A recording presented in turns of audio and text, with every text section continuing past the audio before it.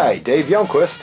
As you may or may not know, I happen to be one of the master painters for the William Britton Toy Soldier Company.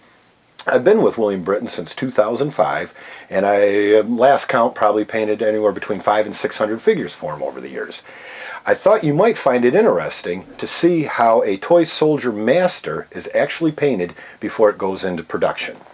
Now, the way I receive the figure is in kit form, exactly like you would get from an Andrea or Pegaso or any type of figure model kit. This is a resin cast. This is a sculpt by Ken Olsen, and he's done an absolutely beautiful job of a Iron Brigade American Civil War figure. This will be available sometime, I'm sure, next year.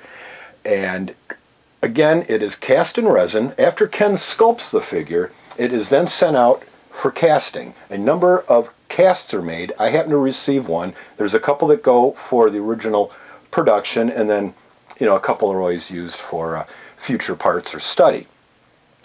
I have primed the figure in Gunzy 1200, Mr. Surfacer. It's absolutely my favorite primer. It just goes on like a second skin. And before I prime it, I always clean the figure up with a number 11 new blade and just get all the little bits and bobs off. It's very important to do. But these castings are so darn clean, it literally just takes a moment or two to do that. The first thing I always do is start by painting the face. I always start with beige red by Vallejo when I'm painting a Caucasian. It's a really great, slightly rosy tone. The eye color, the base color for the eyes, is a sand color. It's called pale sand. It really works well because you never want to paint the eyes white, otherwise they'll just pop too much. Our highlight colors are flat flesh, again by Vallejo. There is a very light flesh color, and then we also use mahogany brown for doing the top of the eyelash and to do a bit of shading mixed with some of these other colors to make the face really pop. The other colors that we're going to use on this particular figure are the Andrea Flat Black. I found the Andrea Flat Black is absolutely perfect because it dries flat. Most of the other brands that I've used tend to dry to a little bit of a satin finish. We also are going to use the Vallejo Smoke, Gunmetal, Burnt Umber, the Andrea Blue set in its entirety, and we're going to assemble everything with super glue, but we're going to cover all of those in a later video. Let's start to paint the face. The first step in painting any figure, in my opinion, is to paint the face. So our first step is that we have already base coated the face in Vallejo Beige Red, 2 light coats to get a very smooth, even finish. The next step, once that is dried, and that'll take 5-6 minutes or so, is to take pale sand, which is a really nice off-white color, and to lay the eyes in. I want to thin that paint again, and just a slash of that. Remember, the guys are going to be outside, so they're going to be squinting, and you don't have to be too careful at this point. But as I always mention, that you do not want to use white. This pale sand is a really nice off-white color, and it'll keep the eyes from popping too much. The pale sand has dried. Now we're going to take a bit of the Vallejo Black, and this is a real fussy step, but what's most important is that you get the pupils the exact same distance from the nose. And we're going to lay in, and again, it doesn't have to be perfect because we spend some time cutting the eye back. Sorry for the jiggle there. Now normally I do not paint with a vise like this, but we've found that it's the only way I could actually show you how to do this without jiggling incessantly. So we lay these in and let that dry.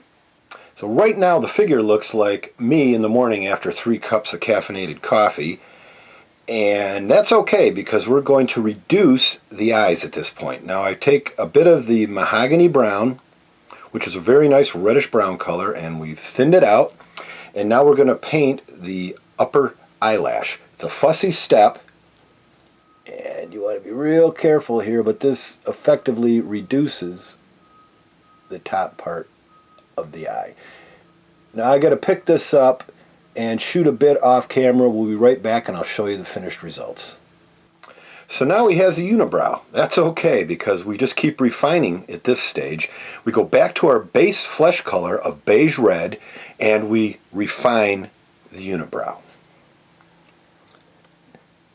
And we'll come back in a second. I'll show you how that looks. Now going back to the beige red one more time, we paint the lower eye bag and again further reduce the size of the eye. Now I should mention that I'm using a very good quality brush and there is no substitute for using a good brush with a good point. I know I've mentioned it in the past, but I'm using a size 0. The really small brushes just do not hold enough paint. So we'll take our time, get this in, and I'll get the other side done and be right back. Now that we've reduced the eyes to the proper size, I'm going to take a mix of our base color, beige red, and a little bit of the mahogany brown to get a like a real dark, not real dark, but a medium dark shadow color. And we want to lay this color in on the sides of the nose and in the temple area. And this will only take a moment. And we want to keep the paint very, very, very thin at this part, or at this point. So we're going to just lay that in there and bring it down and the creases there. Trying to stay out of the camera's way. Alright, and we're going to take a wash of the mahogany brown. And a wash basically means that we're going to thin the paint to where it's really just translucent. And we're going to float in that mahogany brown color into the ear area. Again, we don't have to be too fussy. And a little bit of that same color, the mahogany brown, on the upper lip. Just float it in there. Our next steps involve the highlight process. So I'm using Vallejo flat flesh, thinning that out, and we're going to apply the highlights to the tops of the cheeks, the bridge of the nose, the nostrils, and the top of the chin with this color. Then we're going to go back with a second color, which is a very light flesh color, and further refine the highlights. Always start with the bridge of the nose. It's very easy to do. If you notice that I'm not using the point of the brush, but I'm using the side of the brush. We're going to do the upper lip area with this color.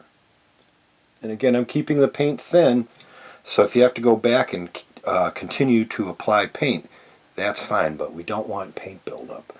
And the upper cheek. And we're going to leave that beige red in the lower eye bag area, so we get some natural shading there.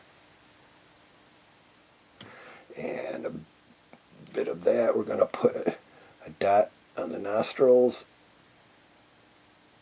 And now you can see where we applied the shadow color on the sides of the nose is now going to give some real contrast to the nose and the face itself.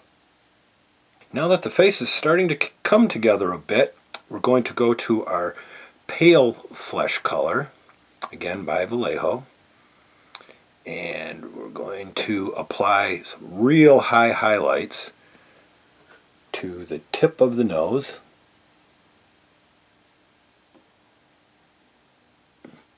the upper corners of the lip area, and just a fine line there.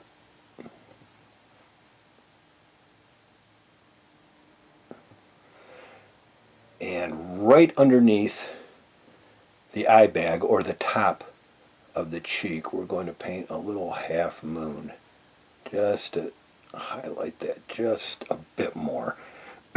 It's always dramatic to lay your highest highlight color next to your darker colors. That's what really gives the figure a bit of lift.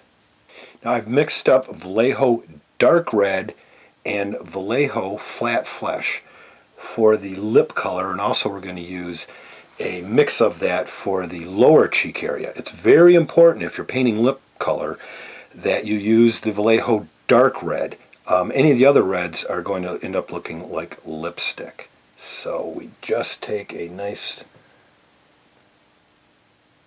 pass across that lower lip. That's simple and done.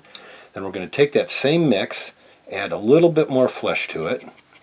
And the mix, as you can see, is a very rosy color, so we're just going to add a little more flesh to that, thin it down a lot, again, almost like a wash, and put it in the lower cheek area. Just going to point back on that brush. Just below the top of the cheek. We're just going to put just a little bit of color there. When painting toy soldiers, it's my experience and the experience of my partners at Britain's that brown hairs generally reproduces the best. And I use probably 5 or 6 different variations, and occasionally a blonde. Black just typically doesn't work so well. It looks too stark. First thing we do now is paint the eyebrows. I'm using a Vallejo flat brown. Keep the paint very thin. Again, use a good brush and steady hands and just outline that eye. Now, if you get a little sloppy, fine, go back with your beige red and cut it in. And again, this particular flat brown, when you're painting the overall hair color, I'll do a little sideburn right now. Once that's dry, you want to add a little bit of flat flesh to that and then put your highlights in. Flat flesh is a fantastic color for not only highlighting brown, but also blue, grays, and reds for that matter. And you'll see in the next episode when we do the uniform how that works on blues. We'll do a little touch up here, and I just wanted to thank you for stopping by. Stay tuned for part 2 of the series, painting a William Britton master figure. This has been Dave Youngquist, Michigan Toy Soldier on YouTube.